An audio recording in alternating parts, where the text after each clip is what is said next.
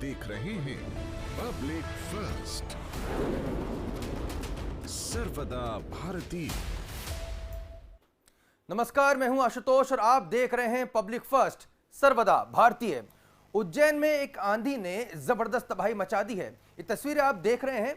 इन तस्वीरों में देख सकते हैं कि उज्जैन के श्री महाकाल लोक में जो तस्वीरें स्थापित की गई थी, वो तमाम जो मूर्तियां स्थापित की गई थी, वो तमाम मूर्तियों में से काफ़ी जो मूर्तियां हैं वो खंडित हो गई हैं। ज़बरदस्त आंधी तूफान का दौर यहाँ पर आया है और सप्तऋषियों की करीब 7 में से जो 6 जो मूर्तियां हैं वो पूरी तरह से यहाँ पर खंडित हो गई हैं। आप देख सकते हैं कि क्रेन के जरिए इन मूर्तियों को जो है वापस ले जाया जा रहा है। और ये चौंकाने वाली खबर इसलिए भी है कि महज 1 साल से कम का जो समय है, 11 अक्टूबर 2022 को प्रधानमंत्री नरेंद्र मोदी ने श्री महाकाल लोक कॉरिडोर का उद्घाटन किया था, लोकार्पण किया था और करीब 850 करोड़ 856 करोड़ की लागत से पूरा का पूरा यह महाकाल कॉरिडोर बना है। और इतने कम समय में ही एक आंधी आती है और आंधी आने के बाद बड़ी तबाही यहाँ पर होती है। उज्जैन में भी काफ़ी इसमें जो आंधी आई उसमें काफ़ी संख्या में पेड़ गिर गए, जनजीवन काफ़ी अस्त हुआ। लेकिन आप देख सकते हैं कि श्री महाकाल लोक का जो कॉरिडोर है उसे भी काफ़ी नुकसान पहुंचा है। कई और मूर्तियों के खंडित होने की सूचना यहाँ पे आ रही है और ये अपने आप में बेहद चौंकाने वाली बात है कि आखिर इतने कम समय में ही इतनी बड़ी जो है पोल खुल रही है। और अब इसे लेकर कांग्रेस ने भी बड़ा मुद्दा बना दिया है। कांग्रेस के जो नेता हैं उनका साफ तौर पे कहना है कि करीब 850 करोड़ की लागत में बने इस पूरे श्री महाकाल लोक के कॉरिडोर में बाहरी पैमाने पर, बड़े पैमाने पर भ्रष्टाचार हुआ है। क्या कुछ कहना है कांग्रेस नेताओं का, आपको सुनाते हैं।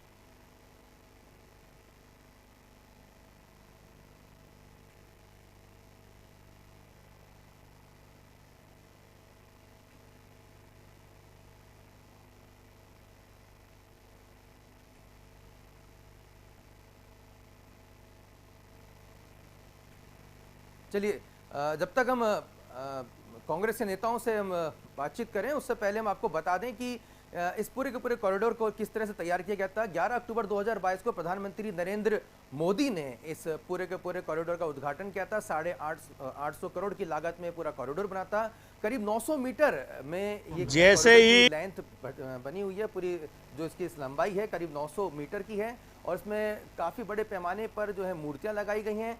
इसके अलावा बड़े करीब बताया जाता है कि करीब 1200 टन के जो है पत्थरों का भी इसमें इस्तेमाल किया गया है। तो पूरा जो कॉरिडोर है वो यहाँ पे इस तरह से तैयार किया गया है। कांग्रेस के जो नेता हैं, शहर कांग्रेस अध्यक्ष उज्जैन के, उनका क्या कुछ कहना है आपको सुनाते हैं। मुझे मालूम पड़ा, मैं किसी कार्यक्रम में जा रहा था, पता पड़ा कि महाकाल लोक के अंदर मूर्ति टूटी हुई पड़ी है। मैं तुरंत यहाँ पर आया। मैं शहर कांग्रेस कमेटी का अध्यक्ष हूँ, रवि भदौरिया मेरा नाम है।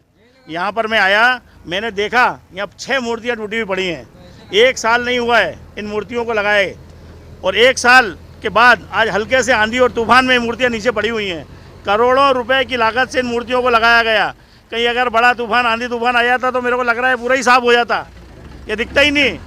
ये करोड़ों रुपए का भ्रष्टाचार है। 800-850 करोड़ रुपए जो इसमें लगाए हैं, इन लोगों ने 500-700 करोड़ तो खाई गए हैं। कितनी मूर्तियों में नुकसान हुआ है, बाहर लोगों को भी रोका जा रहा है। ये देखिए ना, ये देखिए, ये मूर्ति ये पड़ी हुई है। 6 मूर्तियों को नुकसान हुआ है। यहाँ पे 6 मूर्तियाँ टूटी पड़ी हुई हैं। और ये देखिए प्लास्टर ऑफ पेरिस, ऐसा लगता है कि प्लास्टर ऑफ पेरिस है जो भी इसमें धातु की मूर्ति है ये। और करोड़ों रुपए इस मूर्ति के नाम से करोड़ों रुपए लिए गए हैं। आपको भी रोका गया बाहर, जनता को? बिल्कुल, अरे जनता को तो रोक ही दिया। वो तो मैं चूंकि शहर कांग्रेस का अध्यक्ष हूँ, मैंने बोला मुझे जाना है, अंदर देखना है मुझे, तो मुझे अंदर आना गया। आप देख रहे हो पूरा प्राइमेसेस खाली है, कोई जनता है यहाँ पर? अरे विरोध प्रदर्शन नहीं, इसके लिए तो आंदोलन करेंगे कि महाकाल लोग, मतलब आओ महाकाल के नाम से ये करोड़ों रुपए का भ्रष्टाचार थोड़ी होने देगी कांग्रेस पार्टी। ये देखिए क्रेन लगी हुई है, मूर्ति उठाई जा रही है।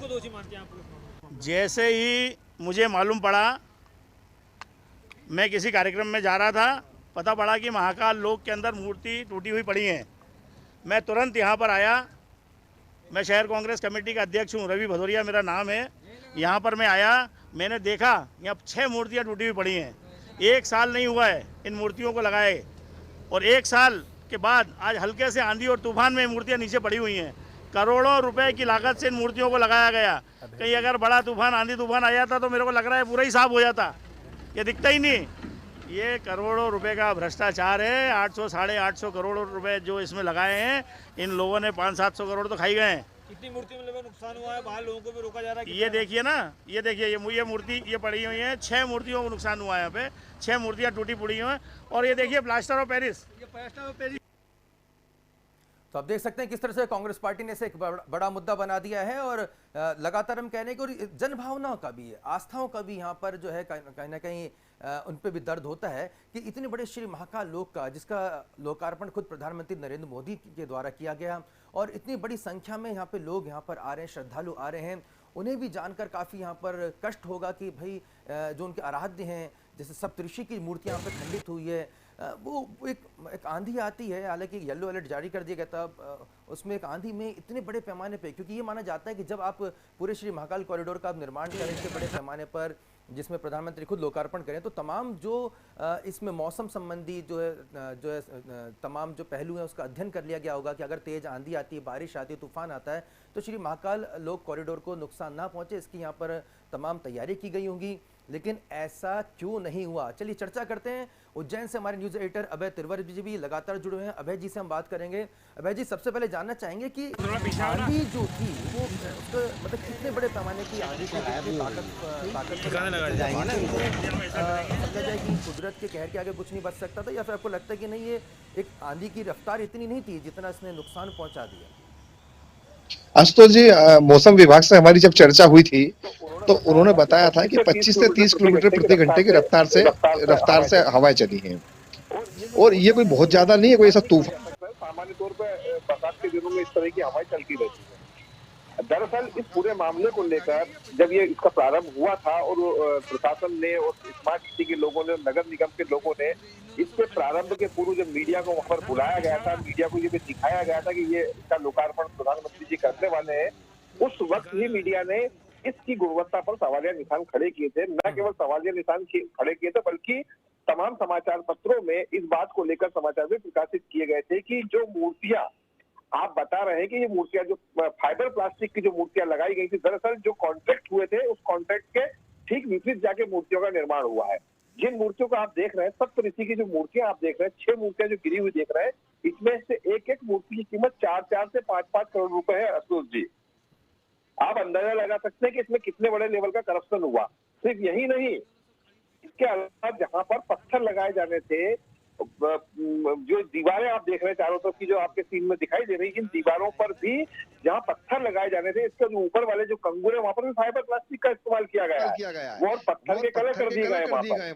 तो बार बार जो है वहां पर इस तरीके के निर्माणों में अनियमितताएं और भ्रष्टाचार की शिकायतें हुई थी, लेकिन क्योंकि भारतीय जनता पार्टी की सरकार और जो लोगों ने काम किया वो सपोर्ट कर रहे थे। स्मार्ट सिटी के जो अधिकारी हैं उसमें उन्होंने बड़े पैमाने पर भ्रष्टाचार किया। आशुतोष जी, ये बात नई नहीं है, नहीं तो मात्र 20-25 किलोमीटर प्रति घंटे की रफ्तार से चली हुई हवा इतनी भारी भरकम मूर्तियों को कैसे, ये तो चिन्ह कर दिए मूर्तियों के। आप देख लो उसमें किस तरीके की हालत है, किसी का हाथ टूटा पड़ा है, किसी की गर्दन टूटी पड़ी हुई है। आप और हमने कहा था उस समय जब मीडिया ने सवाल किया था कि क्या ये जो मूर्तियां हैं ये पत्थर से बेहतर है क्या, तब ये दावे किए गए थे कि जो इसमें जो फाइबर इस्तेमाल किया गया है, जो फाइबर प्लास्टिक इस्तेमाल किया गया है, वो 100 बरस तक नहीं टूटेगा, ना उसका खराब होगा, ना इसका कलर खराब होगा। अब भी ये पूछा गया था कि क्या कभी बरसात, आंधी, तूफान में इन मूर्तियों को नुकसान होने की संभावना है, तो बड़े बड़े दावे किए गए थे कि 100 बरस तक इन मूर्तियों का कलर भी नहीं जाएगा, किंचित मात्र भी कुछ नहीं होने वाला। लेकिन आप देख लो 25 किलोमीटर प्रति घंटे की रफ्तार की हवाओं में ये हालत कर दी। अगर ये रफ्तार थोड़ी सी भी तेज हो जाती, आप अंदाज लगा सकते हो आशुतोष जी कि दीवारें जो आसपास बनी हुई 20-25 फीट की दीवारें बनी हुई है, हवा का प्रेशर वैसे ही कम हो जाता है। लेकिन आप देखोगे क्या हालत हो गई है वहां पर, चिंदे में मूर्तियां बिखर गई हैं।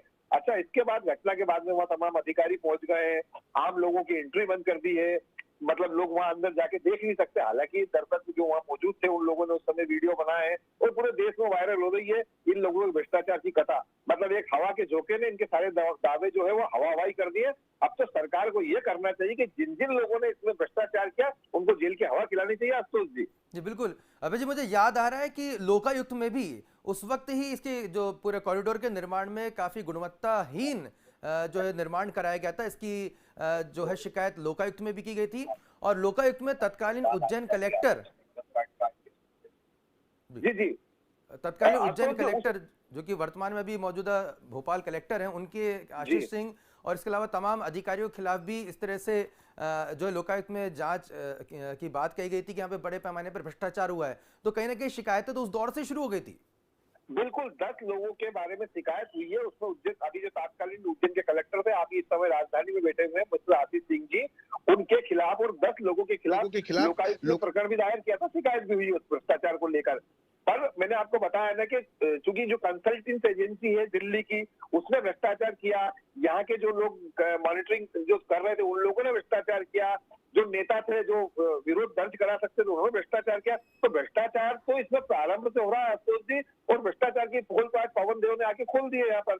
अब लोकायुक्त के अंदर जो मामला दर्ज पड़ा हुआ है उसमें आगे क्या कार्रवाई होती है तो समय बताएगा, लेकिन तय बात है कि इस तरह की जो गुणवत्ता में जो कमी आई थी ये उसका रीजन है, नहीं तो इतनी मामूली सी हवा के झोंकों में इस तरह की जो है वो मूर्तियां धराशायी नहीं होती। अब अगर मान लो कभी थोड़ी सी स्पीड तेज और होती तो पता चलता कि 25-30 मूर्तियां गिर गई। बिल्कुल, और बिल्कुल ये उस भगवा सरकार के कार्यकाल में ऐसा हो रहा है जो मंदिरों को लेकर काफी सजगता का दावा करती हैं, और ये अब हैरान कर देने वाली तस्वीर है। देखिए कितने जब खंडित मूर्तियों को देखा जा रहा है तो ये काफी कष्टदायक है उन लोगों के लिए जिनके लिए आराध्य हैं। वो ये देख रहे होंगे कि श्री महाकाल लोक का जो निर्माण कराया गया, जिसमें भारी तादाद में न केवल हिंदू धर्मावलंबी बल्कि देश विदेश से काफी पर्यटक भी धार्मिक पर्यटन के तौर पर उज्जैन आ रहे हैं। लगातार आप भी हमें बताते रहे कि उज्जैन में इस समय कहा जा सकता है जब से श्री महाकाल लोक का निर्माण हुआ है श्रद्धालुओं की संख्या में जबरदस्त इजाफा हुआ है। वो अब ये जो तस्वीरें इस समय पब्लिक फर्स्ट के जरिए और तमाम सोशल मीडिया के जरिए देख रहे होंगे, उन्हें काफी कष्ट हो रहा होगा कि कैसे इतने बड़े पैमाने पर जिस कॉरिडोर का निर्माण कराया गया हो उसमें ऐसी त्रुटि तो कहा नहीं जा सकता। इतने बड़े पैमाने पर जिस भ्रष्टाचार की ओर आप यहाँ पर इंगित कर रहे हैं, क्योंकि यहाँ पर सवाल उठना लाजमी है कि आखिर ऐसी मूर्तियों को स्थापित करने से पहले ये क्यों नहीं सोचा गया कि भाई ये आंधी तूफान बारिश मौसमी जो तमाम जो रुकावटें हैं, तमाम जो आफतें हैं, उसका सामना कर पाने में सक्षम है भी या नहीं है। तो अब ऐसी स्थिति में बिल्कुल आपने सही कहा, अगर इससे भी थोड़ी तेज रफ्तार की अगर आंधी चल जाती, थोड़ा और हवाएं चल जाती तो किस तरह का मंजर होता। जी जी बिल्कुल आशुतोष जी, मैंने आपको पहले भी बताया कि ये प्रारंभ से ही सवाल तो खड़े होने लग गए थे गुणवत्ता को लेकर, न केवल मीडिया की तरफ से बल्कि जो विपक्षी दल है उन्होंने भी सवाल खड़े किए थे कि जहां पर पत्थर लगाया जाना चाहिए, भाई आप वो पत्थर क्यों नहीं लगा रहे हो? पत्थर की जगह आप प्लास्टिक फाइबर की सीटें लगा के उनको पत्थर के रंग से कलर कर रहे हो, मतलब आंखों में धूल झोंकने का काम कर रहे हो। मूर्तियां आमतौर पर सनातन धर्म की मान्यता आशुतोष जी ये है कि जो मूर्तियां बनती है वो पत्थर की बनती है। इन लोगों ने पहली बार ऐसा हुआ है देश में, मुझे लगता है कि शायद ये करोड़ों रुपए का जो इतना बड़ा प्रोजेक्ट था, जितनी कीमत की ये जो मूर्तियां लगाना बता रहे हैं, इतने इससे कम कीमत में तो पत्थर की मूर्तियां लग जाती है। लाल पत्थर की मूर्तियां, आमतौर पर लाल पत्थर कोई विदेशों से नहीं आता है आशुतोष जी, राजस्थान में भूतायत पाया जाने वाला लाल पत्थर है। लेकिन आप ये सोचिए कि पत्थर का इस्तेमाल इसलिए नहीं किया कि उसमें करप्शन की संभावना कम हो जाती, इसलिए प्लास्टिक फाइबर की मूर्तियां बनाई गई और गुजरात की कंपनी को दिया गया ठेका आशुतोष जी है। और प्रारंभ से ही कहा जा रहा था कि गड़बड़ है, देखो इसको समझ लो, आने वाले समय में दिक्कत आएगी। आपने जिस गुजरात की कंपनी का नाम दिया, हम अपने दर्शकों को बता दें, करीब 10 से 25 फीट की ये मूर्तियां लाल पत्थर और फाइबर रेनफोर्स प्लास्टिक से बनी हैं और इन पर गुजरात की एमपी बाबरिया फर्म से जुड़े गुजरात, ओडिशा और राजस्थान के कलाकारों ने कारीगरी की है।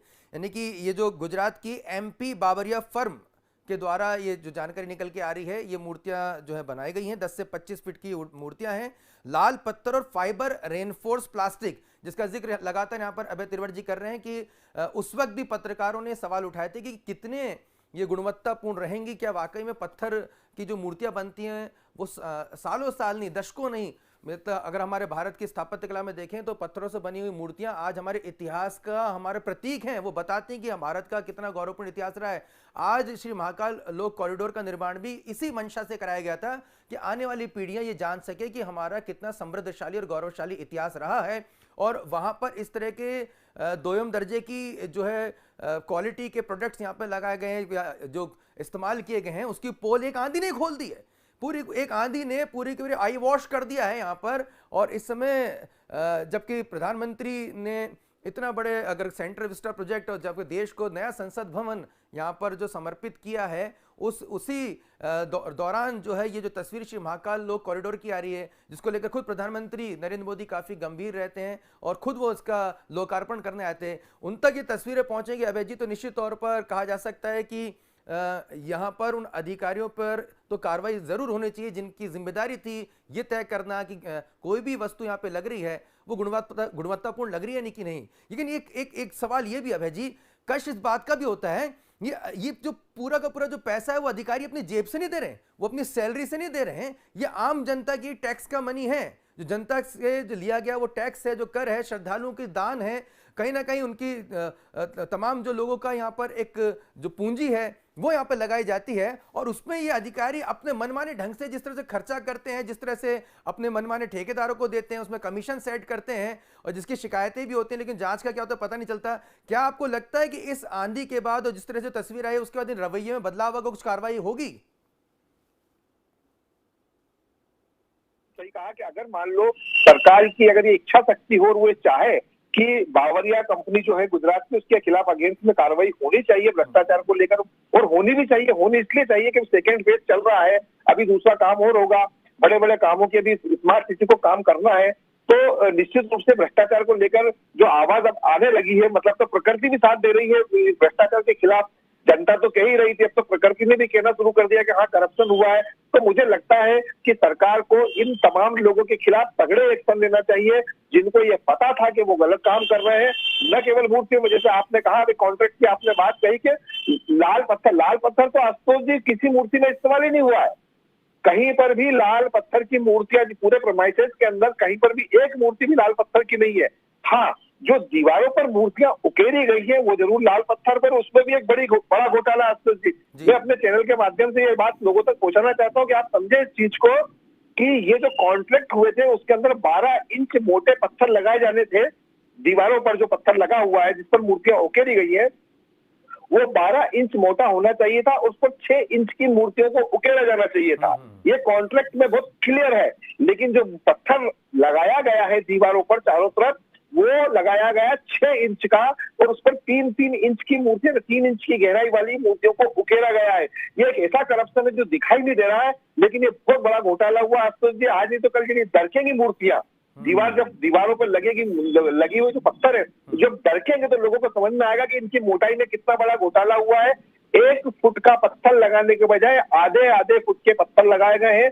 पूरे पत्थर लगाए जाने थे। अगर जैसे 12 बाय 12 का पत्थर लगाया जाना था, 10 बाय 10 का पत्थर लगाया जाना था, उस पर मूर्तियां उकेरी जानी थी, लेकिन इन लोगों ने उसमें भी पीसेस में लगा दिया गया। यानी वो 12 फीट का एक पीस नहीं करते, उसे 4 टुकड़े लगा दिए। मतलब इन्होंने ऐसी कोई जगह बाकी नहीं रखी करप्शन करने की जहां पर ये चूक कर जाए।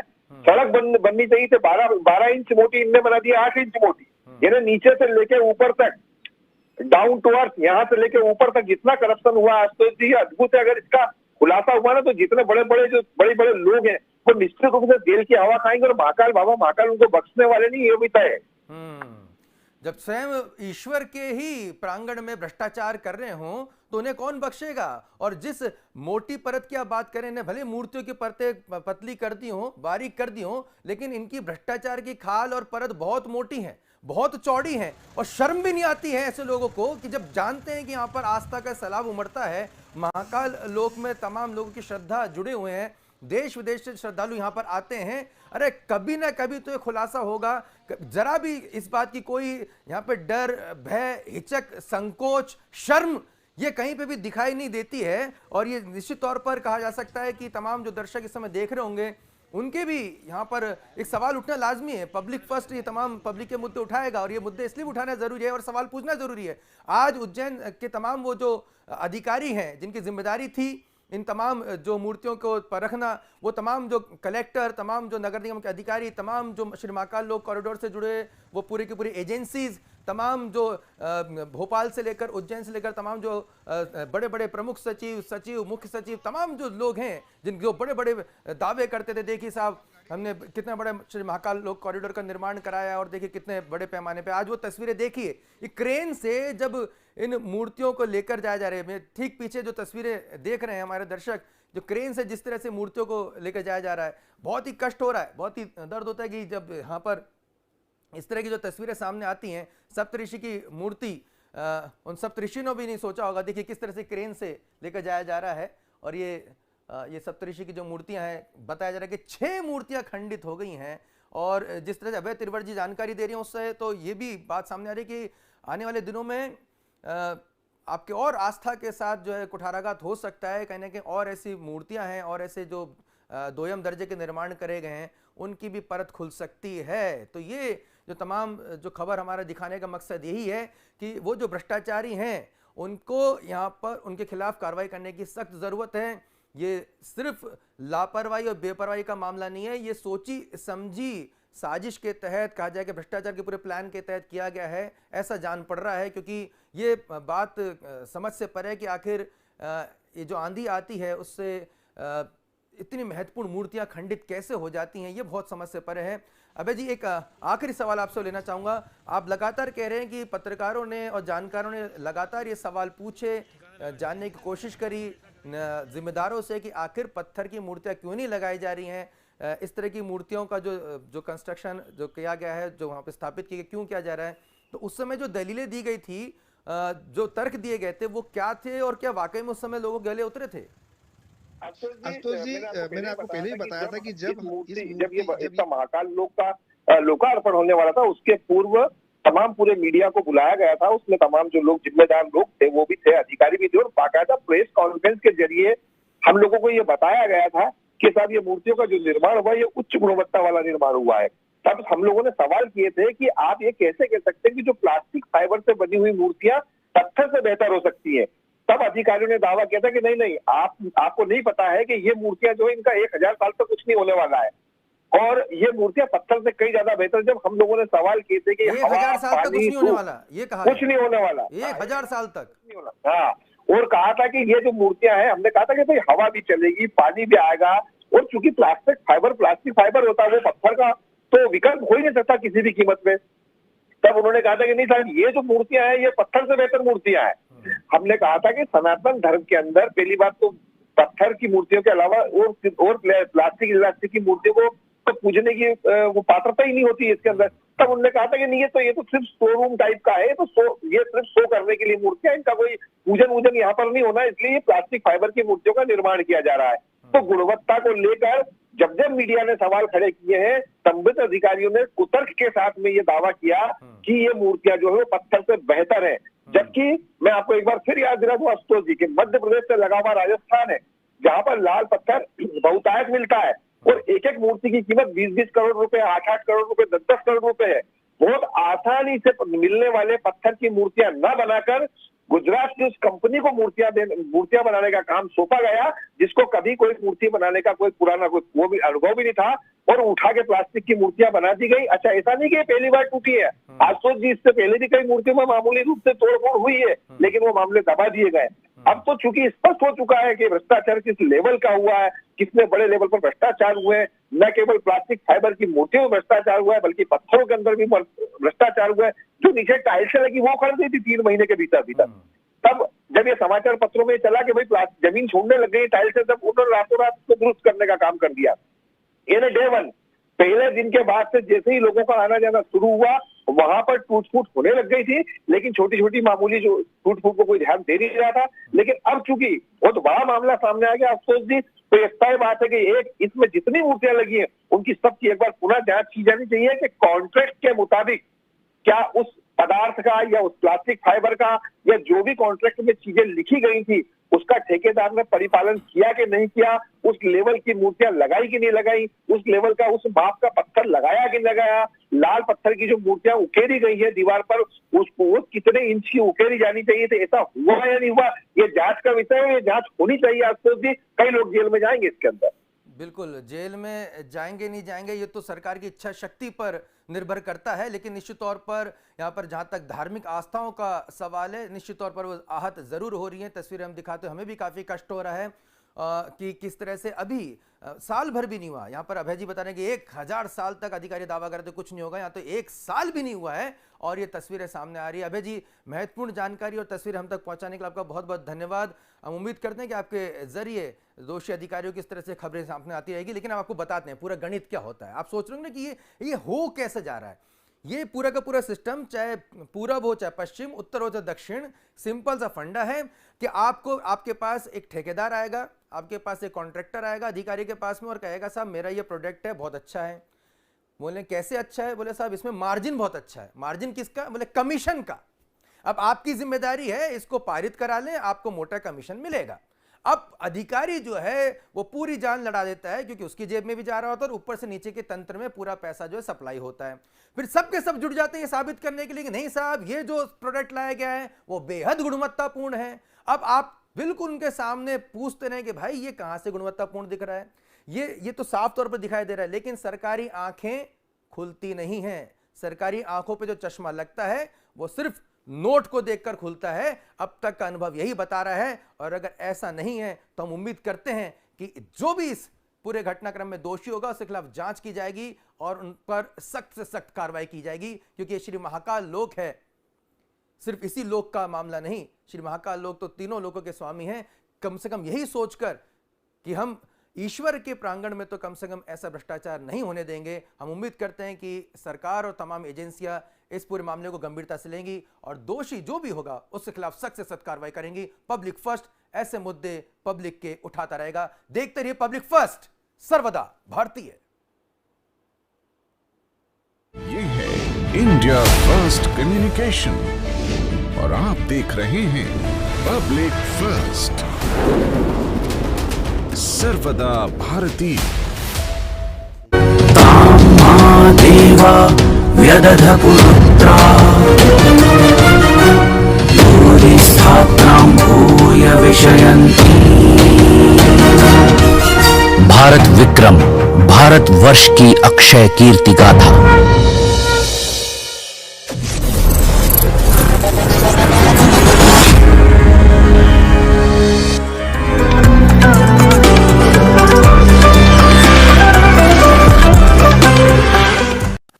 नमस्कार, भारतीय ऋषि वैज्ञानिक श्रृंखला के इस नए अंक में आप सभी दर्शकों का बहुत बहुत स्वागत है। पिछले अंक में हमने महर्षि कपिल की कथा आरंभ की और सृष्टि के विकास को समझते हुए जाना कि सृष्टि कार्य या प्रभाव है और उसका उपादान कारण है